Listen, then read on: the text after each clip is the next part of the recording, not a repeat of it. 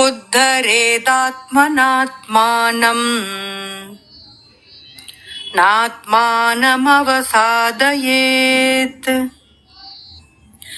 ఆత్మైవ హ్యాత్మనో బంధుః ఆత్మైవ రిపురాత్మనః. నీ మనసు యొక్క శక్తిచే నిన్ను నీవు ఉద్ధరించుకొనుము, అంతేకాని పతనమైపోవద్దు. ఎందుకంటే మనసే మన మిత్రుడు మరియు మనసే మన శత్రువు అవ్వవచ్చు. ఒక ఉన్నతికి లేదా పతనానికి మనమే కారణం. మన కోసం వేరెవరూ భగవత్ప్రాప్తి మార్గాన్ని ప్రయాణించడం కుదరదు. గురువులు, మహాత్ములు మనకు మార్గం చూపుతారు, కానీ మనమే స్వయంగా ఆ పదంలో ప్రయాణించాలి.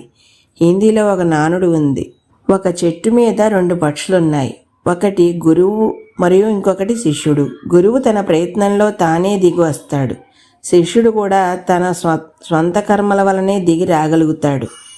ఈ జన్మకు ముందు మనకు అనంతమైన జన్మలు గడిచిపోయాయి మరియు భగవత్ప్రాప్తి నొందిన మహాత్ములు ఈ భూమిపై ఎల్లప్పుడూ ఉన్నారు.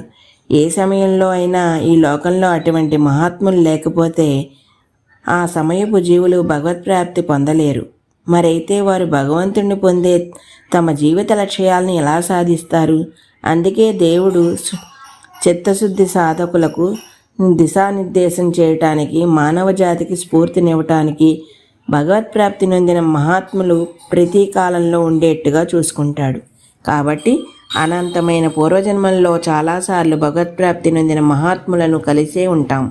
అయినా భగవత్ప్రాప్తి పొందలేక అంటే సరైన మార్గదర్శకత్వం లేకపోవటం సమస్య కాదు, దాన్ని స్వీకరించకపోవటం లేదా దాన్ని ఆచరించకపోవటమే సమస్య.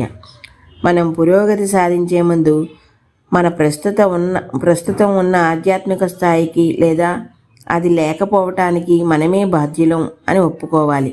అప్పుడే మన ప్రస్తుత పురోగతి స్థాయి మన ప్రయత్నం ద్వారానే సాధించాము. కాబట్టి మరింత పరిశ్రమ ద్వారా మనల్ని ఇంకా ఉద్ధరించుకోవచ్చు అన్న ధైర్యం వస్తుంది.